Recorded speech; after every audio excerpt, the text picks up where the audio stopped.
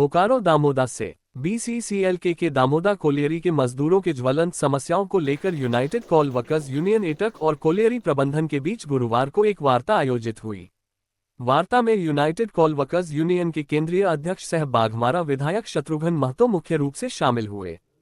Colliery के प्रबंधक विजय कुमार सिंह ने विधायक शत्रुघ्न महतो को बुक्के देकर स्वागत किया। वार्ता में यूनियन द्वारा 24 सूत्री मांगों को रखा गया। सभी मांगों पर प्रबंधन और यूनियन के बीच विस्तार पूर्वक चर्चा हुई। कोलियरी प्रबंधन ने स्थानीय स्तर से समाधान होने वाले सभी समस्याओं का समाधान शीघ्र करने और अन्य मांगों को उच्च प्रबंधन के समक्ष रखकर समाधान करने का आश्वासन दिया।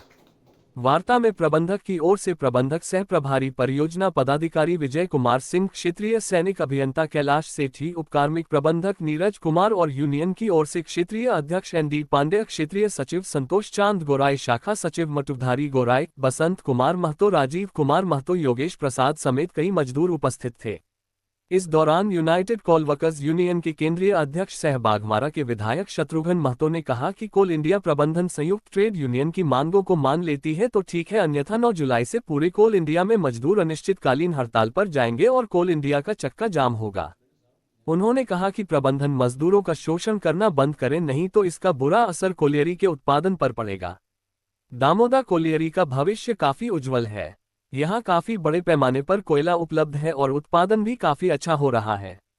इस कोलियरी का भविष्य काफी उज्जवल है। आप लोगों की बैठक थी, क्या क्या मांग मानी गई और कितना डिमांड था आप लोगों का?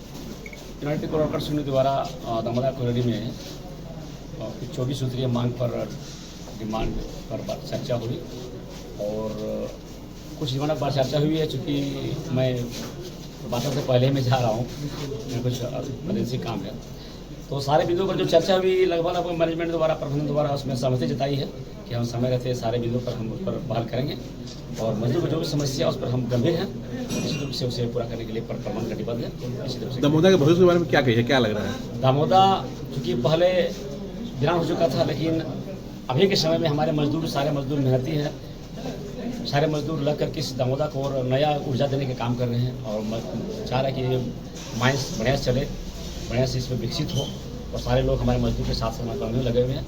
हम चाहते हैं कि दामोदा एक नया किरण के साथ आगे बढ़े और दामोदा फिर से पुनः जीवित होने का काम हमारे मजदूर द्वारा की जा रही है। प्रबंधन का किस तरह का रवैया रहा है?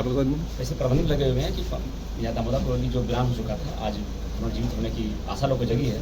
हमें लग रहा है कि मजदूर भी सब पूरा मेहनत कर रहे हैं कि हम ये जो बंद हो गया था और यूनियन का काफ़ी सपोर्ट है। यूनियन भी लगे हुए कि हमारा दामोदा फिर से पुनर्जीवित हो और आगे बढ़े। मजदूर का जो हड़ताल होने वाला है, क्या कब से है, क्या है? अभी सब चर्चा हो रही है, वार्ता हड़ताल तो होना ही है, क्योंकि मान लीजिए कोल इंडिया 9 जुलाई से जो हड़ताल की जो सूचना हमारे यूनियन प्रतिनिधि दी गई है, अगर 9 जुलाई से पहले अगर हम प्रबंधन मान लेती है ठीक है, तब हड़ताल तो टल जाएगी, नहीं तो अगर हड़ताल तो निश्चित है, होना ही है।